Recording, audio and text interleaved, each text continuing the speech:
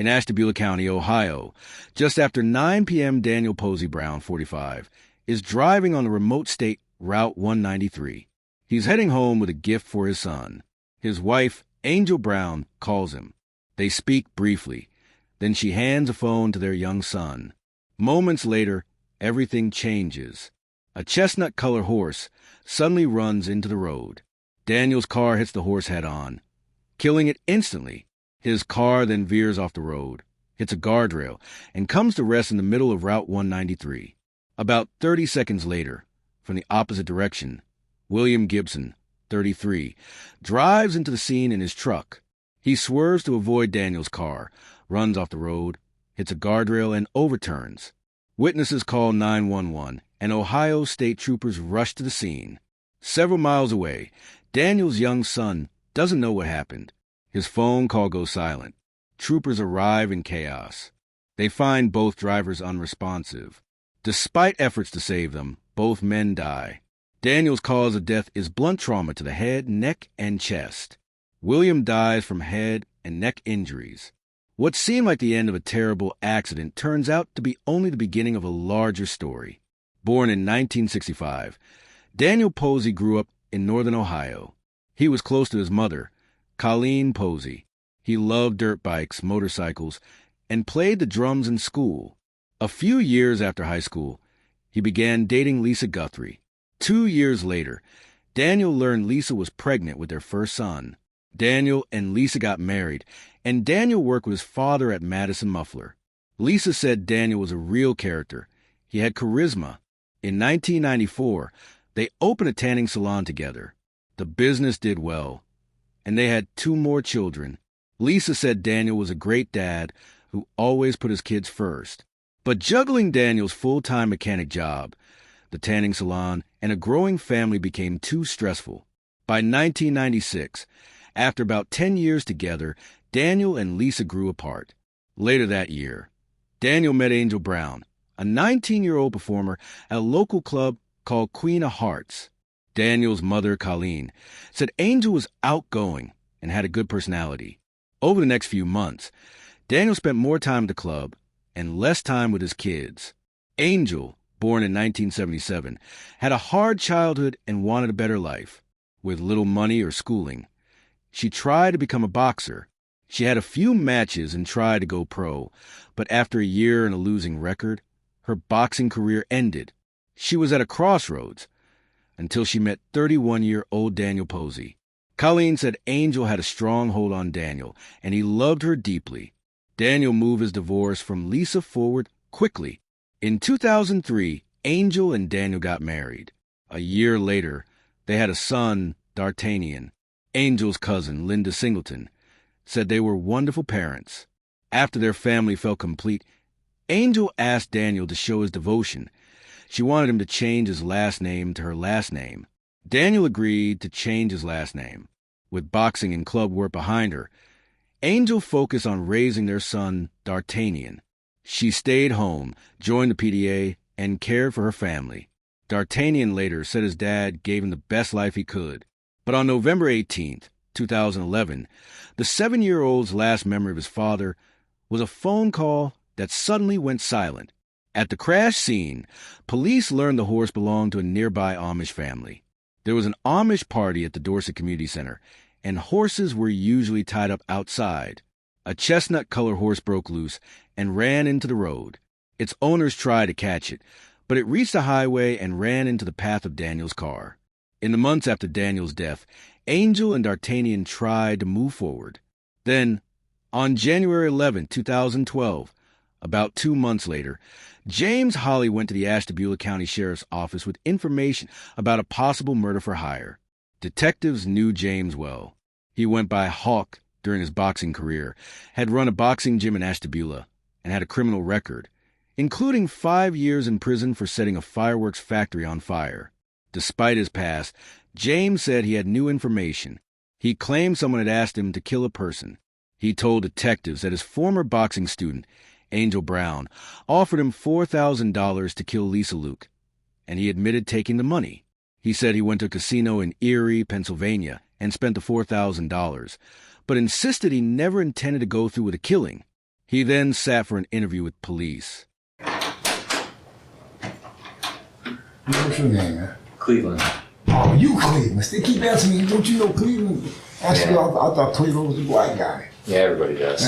Not just a skinny white kid. Hey, here's the deal.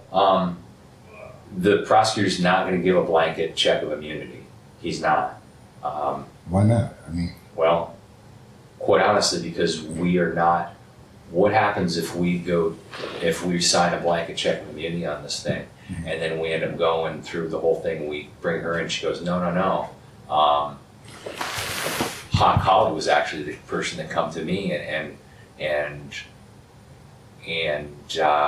was the one that started this whole thing.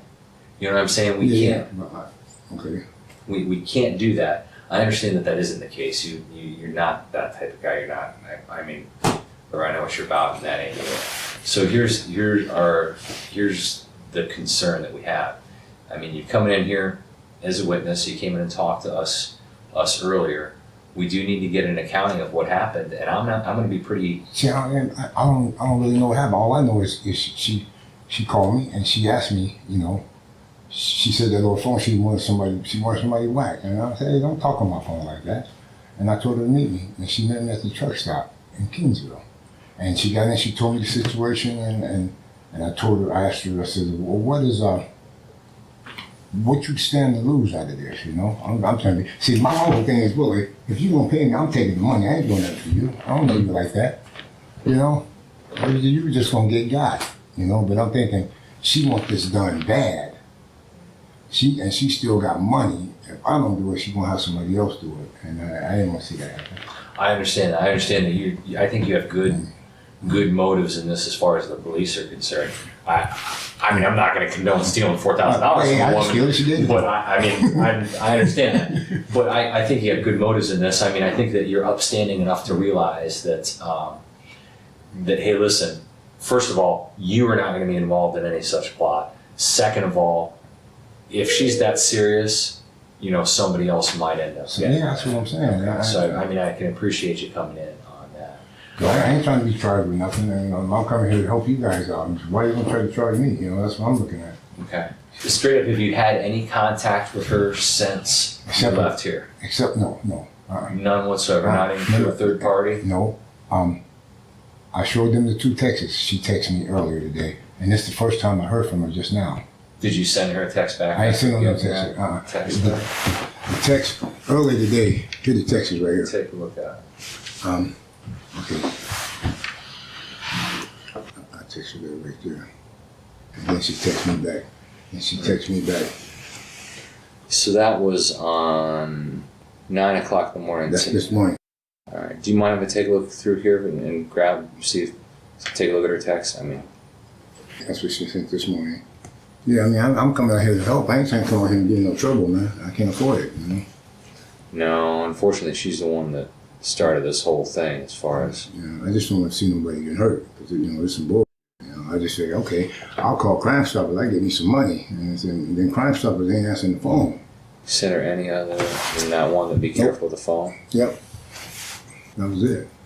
And this is the second time I heard from her. So when I come through here, and I was walking through and my phone went off. She call you, or did she? She called me. She called me yesterday. She called me. What day was it? The day before. She called me. Not yesterday, but the day before. Day before, yeah. Okay. And I told her to meet me. All right. So she called you like not yesterday, but the day before. She called me the day before. And then you met her out. I met her at the TNA truck stop. Yesterday or today?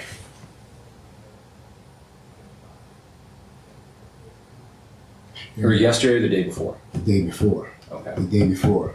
Okay. And she came with the money yesterday at 12 o'clock. Okay. This is what's left. And she handed it in her hand, so her fingerprints could be on that.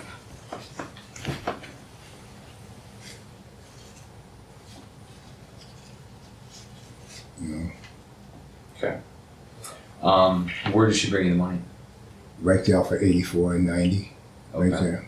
Mm-hmm.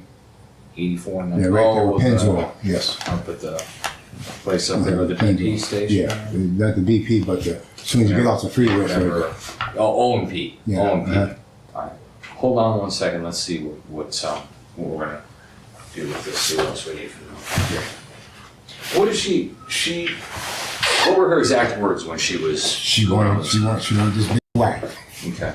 Did she say how she? She didn't say how she wanted it, and I said, I says, I just asked her, why do you want to whack? She said, and she explained to me, she got a kid by this guy, and they trying to get the estate or whatever. Yeah, get the estate, and she done had her Social Security stopped already. Whatever she done, I said, but you got an attorney. That's your husband. Mm-hmm. I said, she can't get nothing but Social Security. I said, so why are you going through all of this? And she said she had enough of her. She said she know they trying to make her son the heir or whatever, the other lady's son. Right. She said she's not going to. She's standing to lose everything. And I said, you sure you want to do this? She said, I'm adamant. I want this done. So, I'm thinking, I'm just trying to let her talk in and get me the money. Right. I mean, you're sucker give me $4,000. That's your fault. I said, what you gonna do? Sue me for breach of contract? Yeah. Yeah. Hold on. Let me see if there's anything else that I need from her.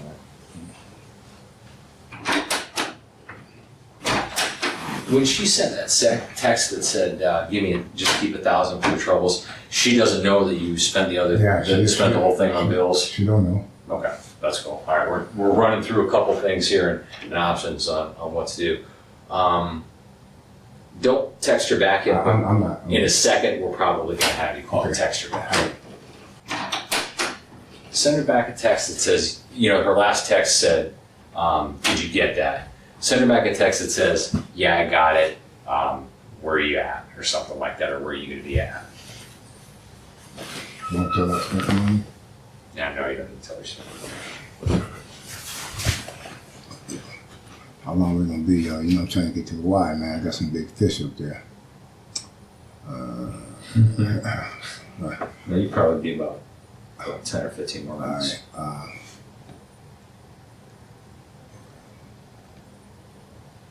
Hey, one question. You looking out for me, right? Yeah. Huh? Yeah, we're looking out for you. I don't know if we're gonna. I don't know what's gonna go on with her as far as whether we're gonna be able to charge her with anything or not. But we're gonna have to. I'm just trying to think in my head about how to make this right. Yeah, I got it. Where are you?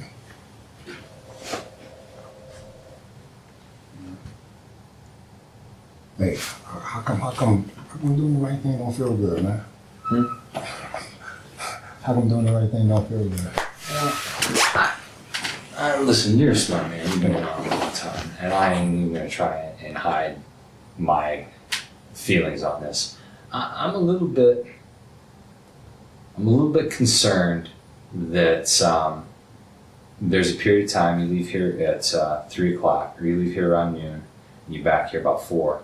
And it just seems odd to me that she texts you back and cancels the whole thing right when we go back. I swear to God. You can also look at all my calls on the phone. You can look at all my calls on the phone. You can understand what that makes. Yeah. I wouldn't do that. And me trying to even hide the fact that I think that looks odd would come across to you that I think that you're stupid or trying to hide that. You ain't, man. You're a smart man. I wouldn't come out here and do that, man. I wouldn't bring my ass out here and do that and try to warn her, Because the way I'm feeling, she wants this done so bad. She gonna get somebody to do it if I don't do it, All right. And screw my kids, man. I wouldn't do that to you. I wouldn't even have came out here. You know what I'm saying? I'm sorry that I'm like making you wait, but I'm just trying to run through like about a million things in my head, trying to figure out how we're going to do this and what needs to get done, and make sure that we check all our boxes. Because at the end of all this, we need to make sure no harm's coming to that girl. Yeah. Right. Yeah. That's our number one thing.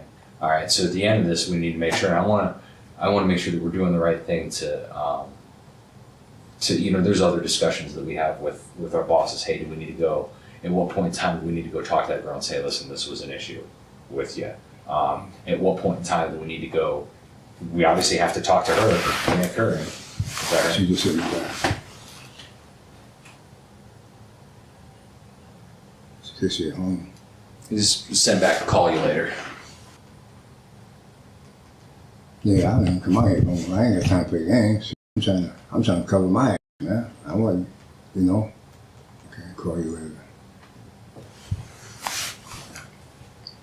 When did you send the text to her that was like tonight?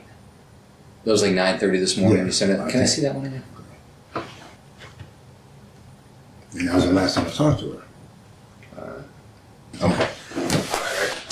All right. This is what we're gonna do. We've had guys sitting up on her place. She stays on like Mel's Road in Dorset or something like that. We've had guys sitting on her place most of the day, and just making sure that nothing's gonna happen because we want nothing to happen to this other girl. So we're gonna pick her up and we're gonna talk to her. To the point in time where our guys have her picked up and we know that we can find her and we got her, we're gonna kick you loose and get you out of here, okay? Because I don't want past to cross or her to know that you come in or nothing like that. So we're gonna kick you loose and get her out of here. I just want to make sure that for the next about 5 minutes that you hang out here in case we know something. In case something. I was thinking, you should let me text her and say, why you change your mind? I said, I done blew the money, you don't get it back. Let's see what she say. I thought Mary texted, you called me. I said, you called me on this board. Why you change your mind? Nah, because we want to limit your involvement too in this stuff too. So You didn't tell her my phone was tapped and that's how y'all knew about this? Probably, yeah. Probably we're gonna do that. So this way, the texts you sent her back now don't look like you talked to the police or nothing like that. It looks pretty innocuous, and we'll talk to her on that end of it. So give us a couple minutes to make sure that we got her in pocket, and then we're gonna kick you loose out of here. Okay. Sound good? All right. Hey, I just wanted you to look out for me. Like I ain't coming here to get no trouble. I understand. All right. Thanks, man. Hey, what's she drive? It's I don't know, some kind of maroon car. I don't know my cars, man. But all right.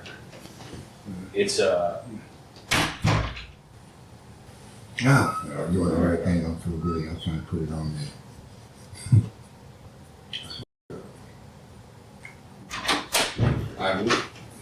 Hit her up and give her a call and do what you said. Tell her, hey, listen, the money's spent. You ain't getting it back, and make sure that she does not want to do anything with that. All right. Y'all kill me. Y'all kill me. We don't know what the hell we're doing most of the time. Can you call her and talk to her? I ain't got my speaker. The speakerphone ain't working. No, you just do what you hear. Huh? But you ain't gonna be able to hear what's going on. I'll listen to it on the other end. I'll just put my ear up there.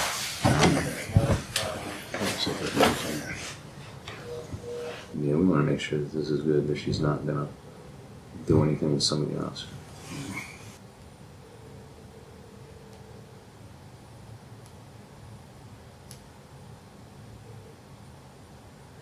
Hey, what's going on?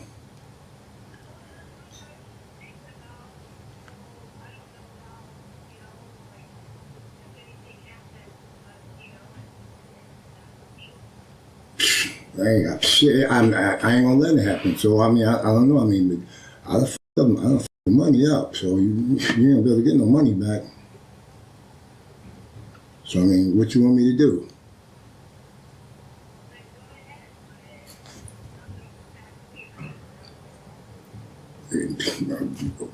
Well, I don't get it. I don't get it. What you saying?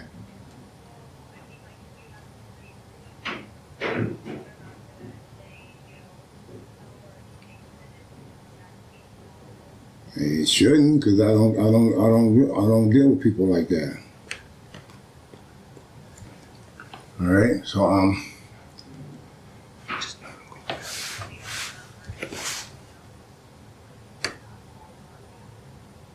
yeah. So I thought about that too.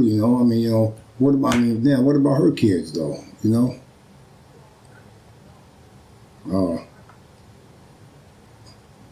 Look, if you want it done, it's done. You just let me know.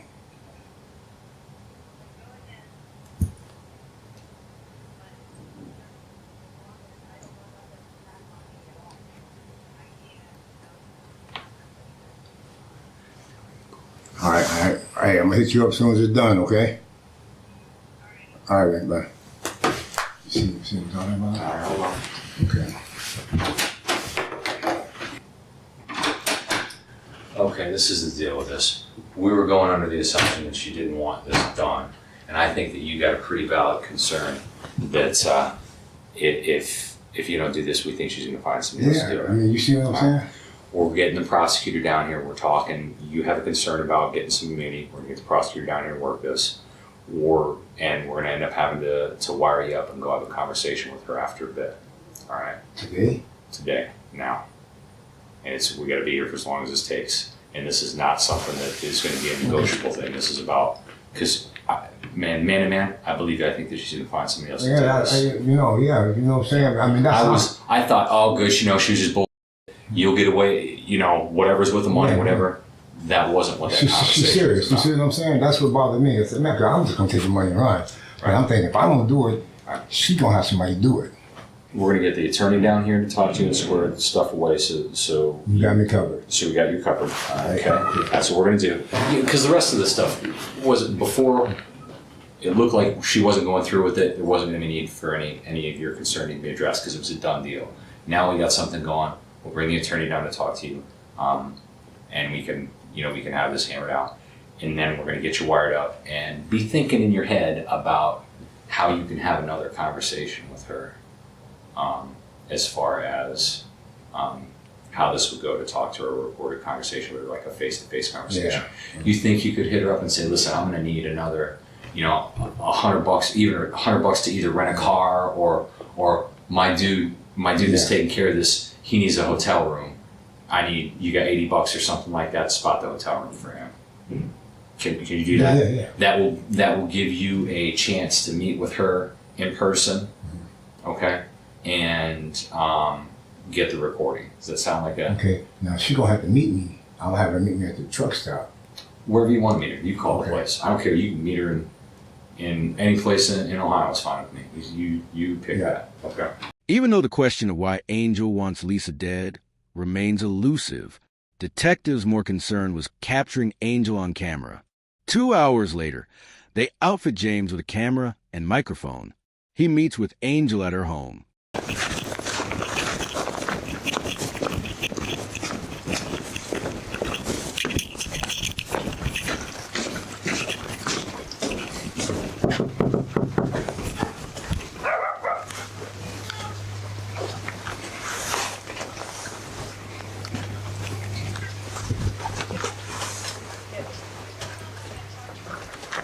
Yeah. I'll come out. Where do you go back? Oh, don't let that dog bite me. Get. Man. My girlfriend's in there. Oh. Man, my GPS brought me right here. Did it? Yeah. Where you going? Check on her little boy. On who? On her little boy. In the car? He fell asleep and there's two good stuff here. Oh, you can't leave them in no car.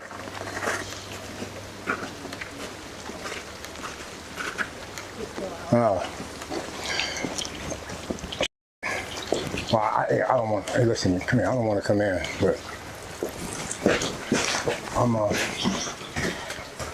listen. I'm gonna pick up dude.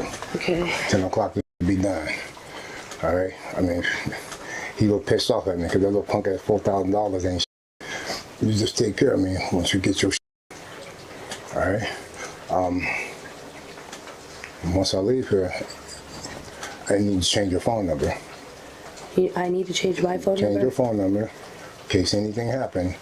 My number's in your phone. No, I'll get that all out. Okay. And no contact? No, not until you're good. All right.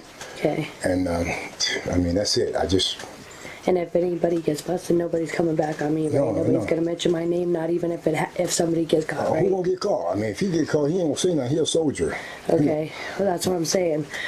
That's what started freaking me out. I'm thinking, oh, because I watched CSI yesterday. Yeah. But I'm telling you, listen, it's up to you. Because I jacked the paper off already. So, if you want to leave it alone. Well, not if I'm not gonna get in trouble.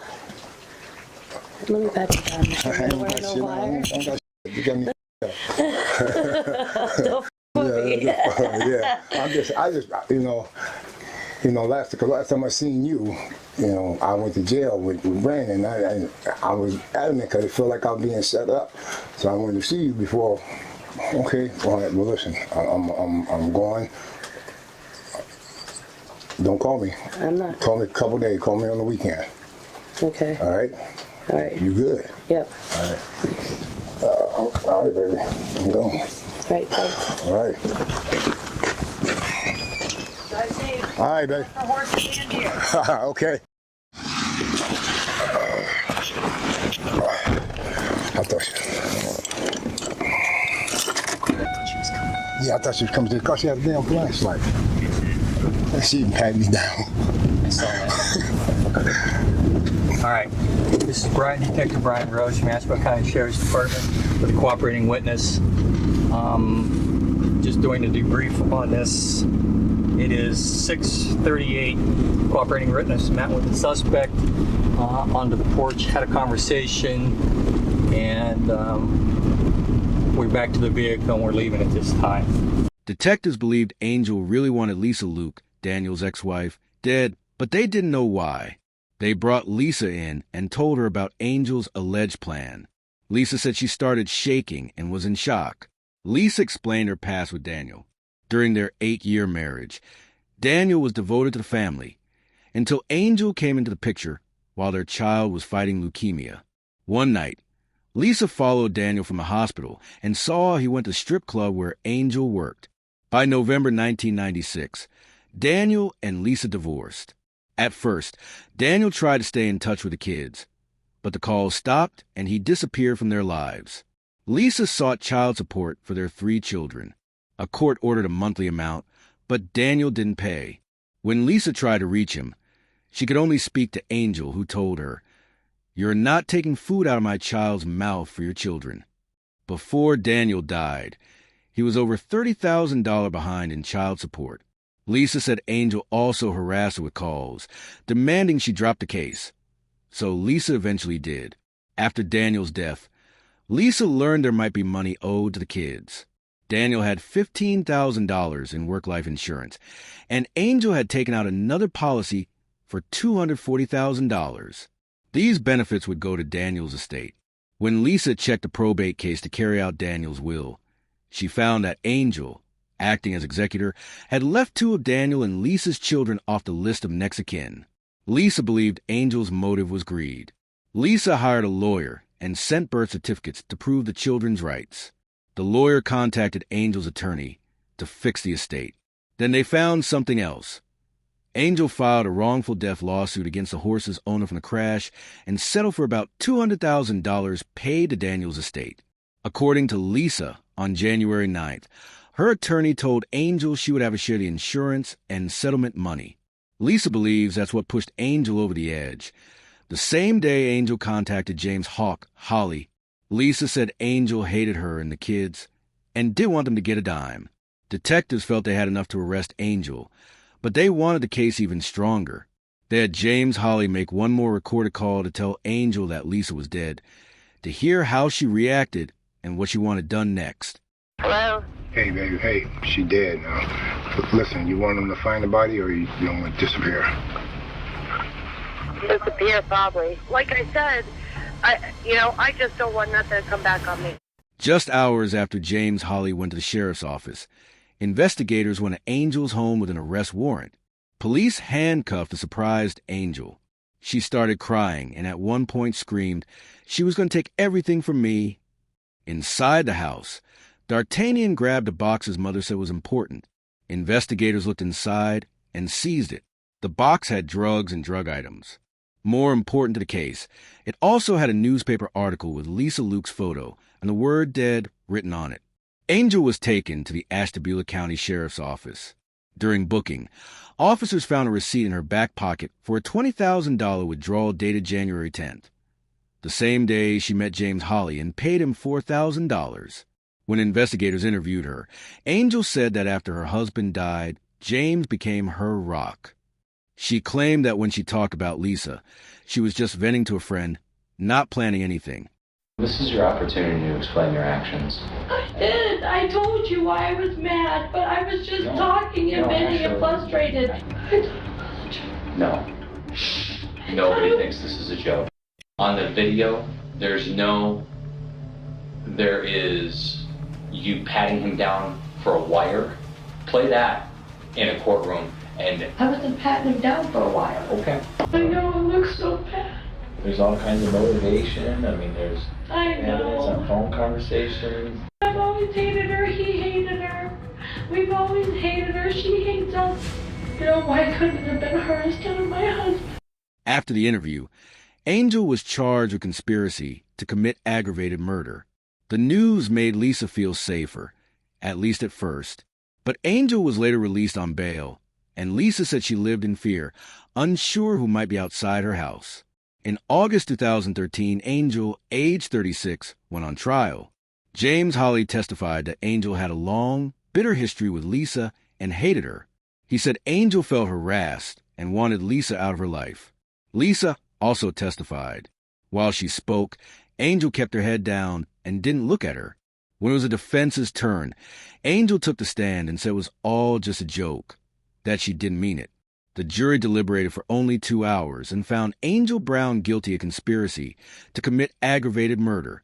The judge sentenced her to 9 years in prison. After Angel's conviction, D'Artagnan went to live with his cousin Linda and her husband. Linda said she's proud of the man he's becoming. D'Artagnan said life is good with Linda. When his mother sends letters, he marks them refused, return to sender. He even wrote to the jail asking them to stop the letters. He said he doesn't care when she gets out, as long as she stays away from him. As for James Holly, Lisa believes she owes him thanks. She said he may have saved her life and that he did the right thing. Angel Brown served her 9-year sentence and was released on parole in July 2022 at 45 years old. Don't forget to subscribe. See you next time.